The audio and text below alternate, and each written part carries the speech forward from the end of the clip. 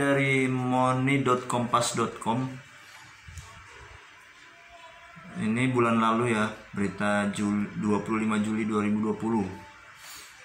PT Joska Finansial Indonesia tengah menjadi sorotan publik Indonesia. Karena dianggap merugikan klien karena masalah penempatan dana secara serampangan. Terkuaknya masalah yang membelit Joska bermula dari keluhan beberapa klien di media sosial dan kemudian viral. Kasus Joska bermula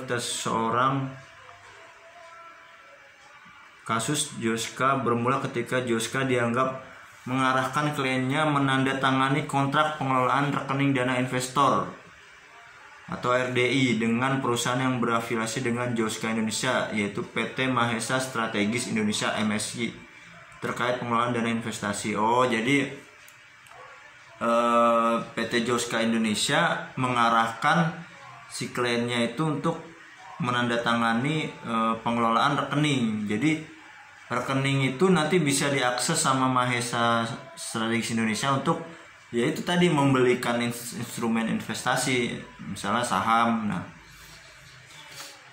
kemudian belakangan diketahui MSI merupakan perusahaan yang sahamnya terafiliasi dengan Joska. Dalam perjanjian tersebut, salah satu klausulnya memberikan kuasa pada MSI untuk melakukan penempatan dana ke sejumlah portofolio investasi. Nah, portofolio investasinya apa ini? Coba kita baca lagi ya. Nah, dalam perkembangannya, dana investasi para klien tersebut dipakai untuk membeli beberapa saham dan reksadana, yang salah satunya pembelian saham PT Sentra Mitra Informatika Tbk atau LUCK LUK, yang kemudian menjadi masalah nilai dari portofolio tersebut anjlok, terutama saham LAK.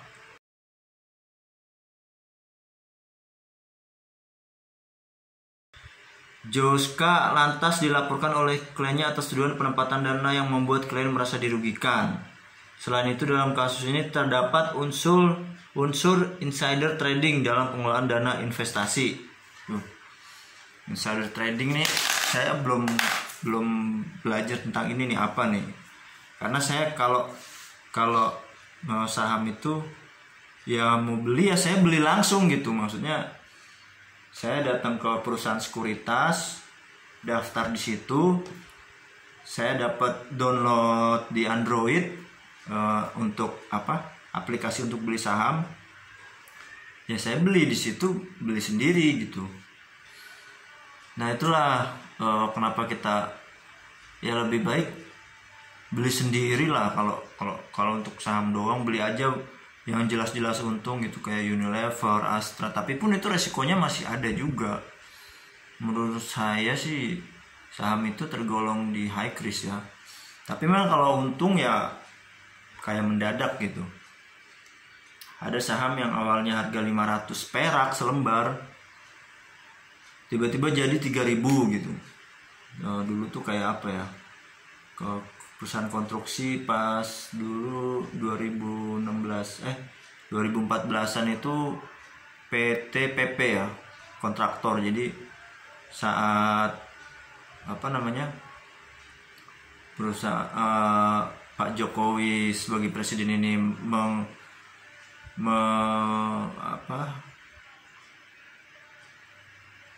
meningkatkan infrastruktur, kan otomatis perusahaan-perusahaan kontraktor itu, BUMN itu banyak dapat proyek. Nah, otomatis kan keuntungannya naik. Dan disitulah sahamnya naik juga gitu. Dari 500 ke 2.000, tapi sekarang kayaknya udah turun lagi, soalnya beberapa indikator keuangannya itu menurun gitu, kayak peningkatan hutang dan lain sebagainya. Jadi saya nggak memang harus detail ya bahasnya. Kalau kita mau beli saham itu kita harus ya baca laporan keuangan gitu. Kalau bisa kita baca laporan keuangannya perusahaan itu yang mau kita beli. Kan ibaratnya sama kayak kita beli handphone atau kita beli laptop, kan kita kan harus tahu nih speknya. Berapa RAM-nya, kemudian kapasitas memori harddisknya, kecepatan CPU-nya. Gitu juga sama kayak kita beli saham ya, kita harus tahu performan perusahaan itu seperti apa. Misalnya dari aset dia ada berapa, hutangnya berapa, kemudian pendapatan berapa, pengeluaran berapa, keuntungan per tahun berapa, kemudian prospeknya seperti apa, kondisi makroekonomi, kemudian dan jangka kedepannya perusahaan ini seperti apa. Nah itu harus kita analisa gitu. Nah, jadi ada fundamental dan teknikal juga. Jadi kalau fundamental itu yang tadi saya sebutin mengenai indikator keuangan perusahaan itu, kemudian manajemennya korup nggak nih? Contoh lah seperti Garuda Indonesia, sekarang sahamnya sekitar 200 perak, awalnya dulu sempat menyentuh level 500 rupiah ya. Sekelas Garuda saja yang pesawatnya banyak, kemudian brandingnya bagus, tapi performa keuangannya kurang gitu. Padahal kan kalau kita mikir yang naik pesawat itu banyak, kemudian tiketnya juga dijualnya mahal. Nah, tapi performa keuangannya kenapa seperti itu? Apakah di manajemennya? Jadi ada namanya Good Corporate Governance, jadi GCG ya. Jadi itu pengelolaan perusahaan yang tata kelola yang baik lah ibaratnya. Ya kalau yang di dalamnya itu manajemennya, pengelolaannya kurang bagus, kemudian adanya banyak intriks, kemudian banyak lobby, banyak korupsi lah ibaratnya, ya perusahaan itu nggak akan bagus.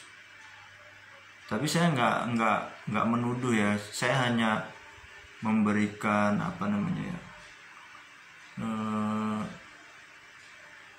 salah satu indikator perusahaan itu bagus atau tidak tadi, yaitu GCG, Good Corporate Governance. Kalau di dalam manajemennya itu jelek, banyak korupsi, bisa-bisa perusahaannya rugi,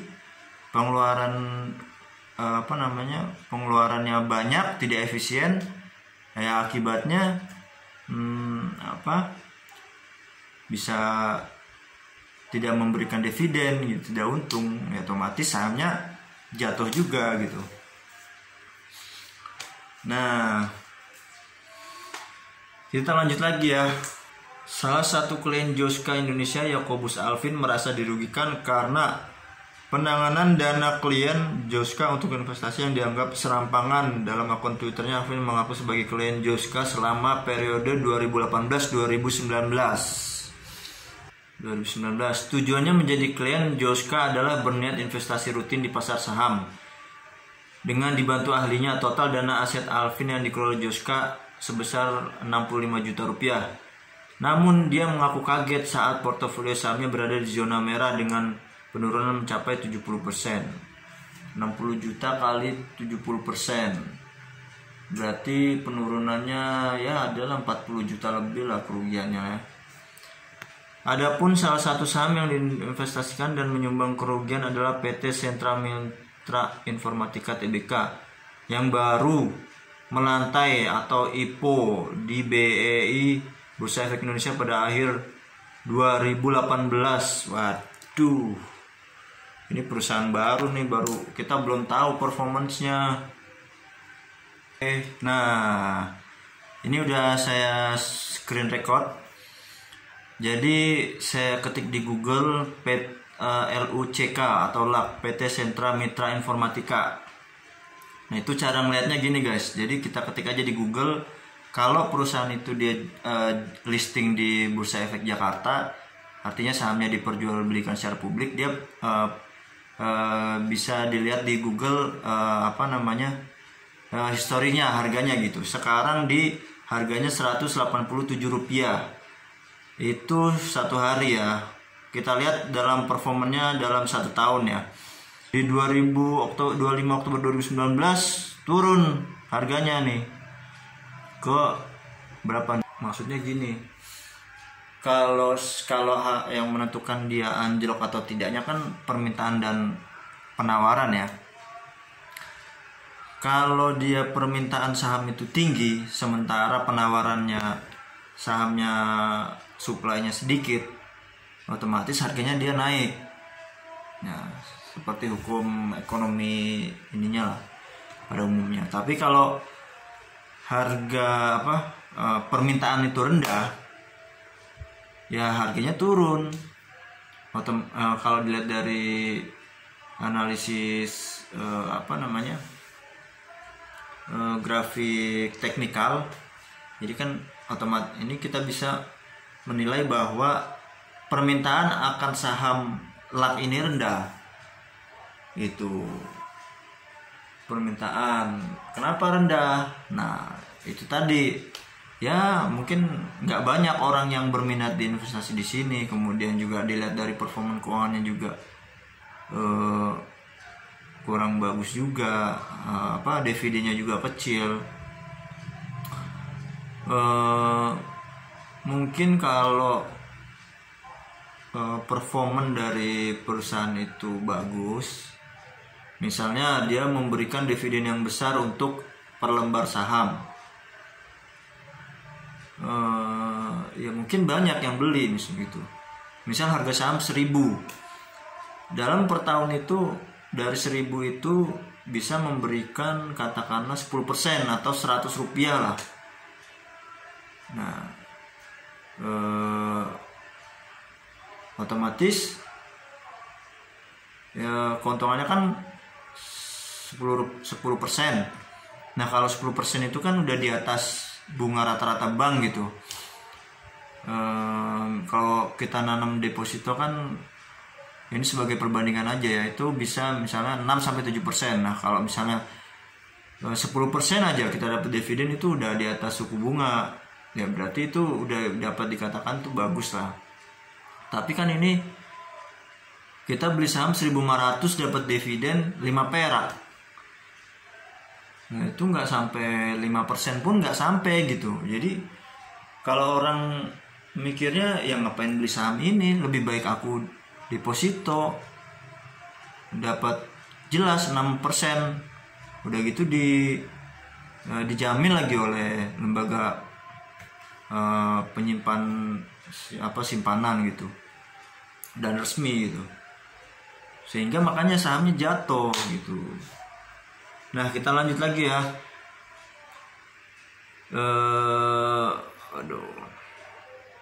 Kemudian CEO Joska minta maaf. Founder dan CEO Joska Indonesia Akar Abiasa Fazuno menegaskan, Joska akan memberikan masukan dan saran finansial kepada klien sesuai dengan kondisi dan tujuan finansial setiap klien. Joska adalah perusahaan yang dimiliki Akar. Pemberian masukan mengutamakan analisis tren ekonomi secara global, makro dan industri. Menurut dia, hal ini menjadi tanggung jawab utama seorang konsultan keuangan. PT Joska Finansial Indonesia dengan ruang lingkup pekerjaan sebagai pemberi nasihat maupun saran terkait perencanaan keuangan, termasuk edukasi investasi pada produk yang secara hukum telah terdaftar di OJK, kata Akar dalam keterangannya. Adapun dalam melakukan setiap edukasi para nasabah atau klien dibekali dengan pengetahuan mulai dari analisis ekonomi global dan domestik, analisis industri, analisis laporan keuangan, dan analisis lainnya dalam setiap keputusan finansial. Nah, tapi kok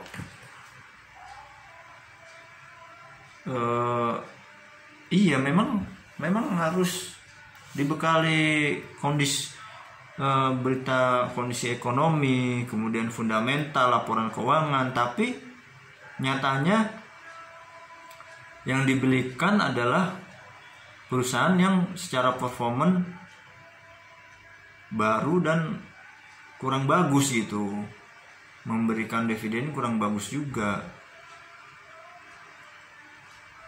dan bukan blue chip yang dibelikan juga. Berdasarkan kontrak yang telah disepakati kedua belah pihak, setiap klien mempunyai hak untuk mengikuti atau menolak setiap saran yang diberikan, tutur Akar. Selanjutnya, dalam setiap aktivitas yang terjadi di akun saham, klien akan mendapat notifikasi atas aktivitasnya sebagai bentuk konfirmasi di akhir waktu perdagangan bursa. Nah iyalah, semua pun pasti ada notifnya kalau kita beli atau jual. Kemudian selama kontrak kerja antara klien dan Joska berlangsung, klien tidak hanya diberikan edukasi, melainkan evaluasi atas keadaan keuangan serta kinerja portofolio investasi baik dalam bentuk surat utang maupun saham, terang dia. Nah, kalau selama ini sih, selama yang saya ikutin di perusahaan sekuritas itu ya, si manajer investasinya itu memang dia hanya menyarankan saham ini bagus, tapi memang kembali ke klien gitu, dia mau beli atau enggak. Tapi kalau misalnya kita sudah memberikan akses full ke ke perusahaan investasi itu bisa dia membelikan atau menjual saham yang kita miliki gitu. Akar sendiri akhirnya menyampaikan permintaan maaf melalui fitur IGTV di akun Instagram pribadinya beberapa hari kemudian setelah kasusnya mencuat.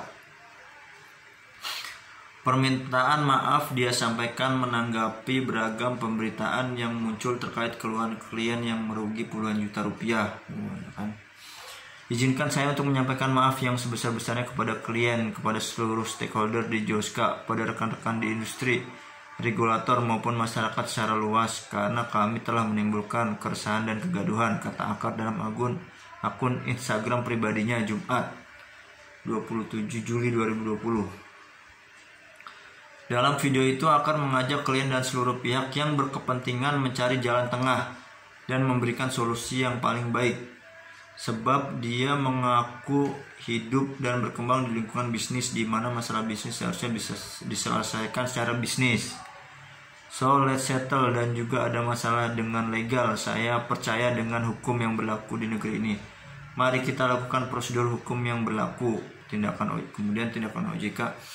Juru bicara OJK Sekar Putih Jarot mengatakan Joska Indonesia tidak masuk dalam pengawasan OJK karena bukan lembaga jasa keuangan. Selain itu izin usaha pun tidak dikeluarkan oleh OJK. Loh, kalau nggak dikeluarkan OJK, kenapa dia mengelola dana nasabah gitu kan? Kalau dia mengelola dana nasabah ya harus punya izin OJK lah.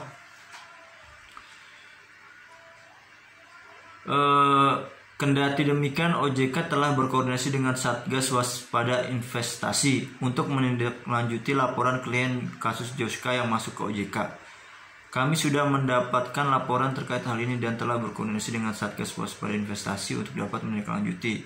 Sementara itu, PLT Deputi Komisioner Pengawas Pasar Modal 2 OJK Yunita Lindasari mengatakan pengaturan lembaga perencana keuangan di bawah OJK harus dibicarakan lebih lanjut. Oh, jadi memang perencana financial planner ini belum diregulasi.